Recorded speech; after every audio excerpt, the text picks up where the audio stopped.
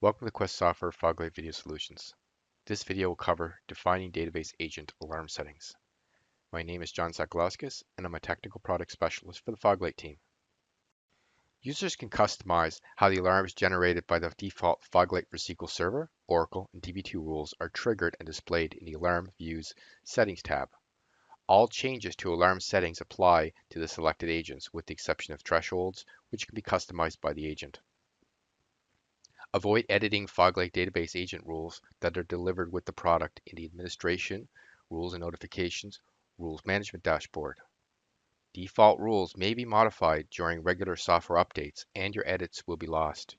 Always use the Alarms view. To configure and modify the database alarm settings, log into the Foglight web console with the Foglight user and click on Databases. Select the row checkboxes beside one or more of the database agents of the same type. Click on the Configure Alarms button. The Administrator dashboard will open, containing the settings for all of the selected agents. Settings are broken down into categories, which are organized under a tree. The alarms list controls the contents displayed to the right and the tasks that are available. All alarms displays all of the rules with configured alarms and indicates whether alarms are enabled. In this view, you can enable or disable alarms for all of the rules at once. You can also set the email notifications and define mail server settings.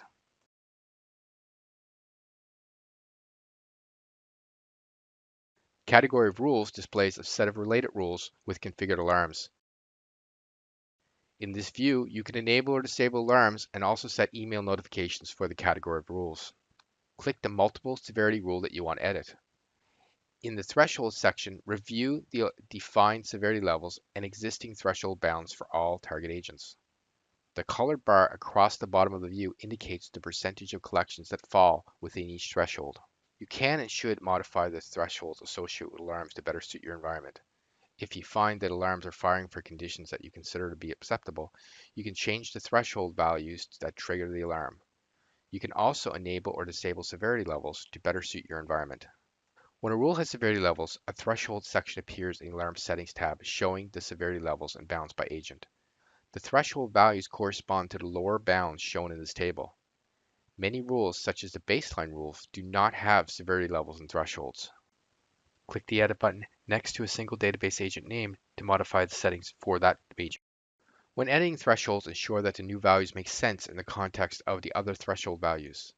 For most metrics, threshold values are set so that warning is less than critical, which is less than fatal. However, in metrics where normal performance has a higher value, such as the DVSS buffer cache hit rate, the threshold values are reversed, where warning is more than critical, which is more than fatal. From this view, you can perform the following tasks. To edit the severity levels and threshold, the lower bound values for all agents, click Enhance Alarm. Select the checkboxes for the severity levels that you want enabled and set the threshold values. Click Set.